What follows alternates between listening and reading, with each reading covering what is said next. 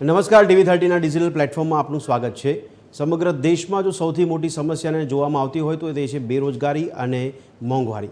પરંતુ મોંઘવારી સામે તંત્રના લડવાના દાવા અને બેરોજગારી સામે પણ તંત્રના લડવાના દાવા જોવા મળી રહ્યા છે। આ દાવામાં કેટલો દમ છે તેની પર ચર્ચા કરીશું।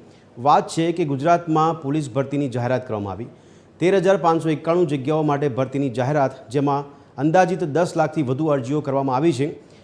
એવું કહેવાય છે કે ગુજરાતની અંદર જો સરકારી દાવા મુજબ બેરોજગારીનો દર જોઈએ તો 2.2થી લઈને 3.4% સુધી નોંધાયો છે, પરંતુ આંકડાઓ બહુ ઓછા છે।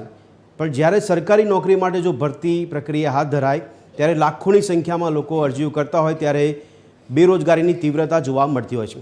આ વાસ્તવિકતા કેટલી સાચી છે તેને સમજવાનો પ્રયત્ન કરીશું। સાથે સાથે બેરોજગારોનું જે પ્રમાણ છે તેમાં મોટાભાગના લોકો એટલે કે 95% લોકો શિક્ષિત બેરોજગાર નોંધાય છે। આ શિક્ષિત બેરોજગારો માટે સરકારી નોકરી જ કેમ પ્રાથમિકતા જોવા મળી રહી છે તેની પર પણ ચર્ચા કરીશું। સાથે સાથે તંત્રના દાવામાં કેટલો દમ છે કે સરકારી નોકરીઓ માટે લોકોની જ્યારે ભીડ જામતી હોય ત્યારે સમયાંતરે સરકારી ભરતી મેળા પણ થતા હોય છે, રોજગારી મેળા પણ થતા હોય છે, ત્યારે તેમ છતાં પણ ગુજરાતમાં બેરોજગારીનું પ્રમાણ કેમ જોવા મળી રહ્યું છે તેની પર અનેકો સવાલ કરીશું। મળીએ રાત્રે 8 વાગે ચર્ચા છડે ચોકમાં।